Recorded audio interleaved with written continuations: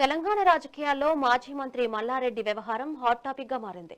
గట్కేసర్లో నిర్వహించిన అంత్యశ్రీ స్మృతి వనం భూమి పూజ కార్యక్రమంలో సీఎం రేవంత్ రెడ్డితో కలిసి ఆయన వేదిక పంచుకున్నారు. ఈ సందర్భంగా కేసీఆర్ పై రేవంత్ విమర్శలు చేసినప్పటికీ మల్లారెడ్డి స్పందించకపోవడం రాజకీయంగా చర్చనీయాంశమైంది.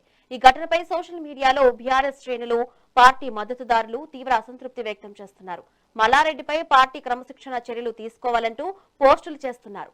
ఈ అంశంపై బీఆర్ఎస్ ప్రధాన కార్యదర్శి ఆర్ఎస్ ప్రవీణ్ కుమార్ కూడా స్పందిస్తూ మల్లారెడ్డి వ్యవహార శైలి తనకు ఆశ్చర్యం కలిగించిందని వ్యాఖ్యానించారు. దీంతో మల్లారెడ్డి వ్యవహారం బీఆర్ఎస్ లో కొత్త రాజకీయ చర్చకు దారితీసింది.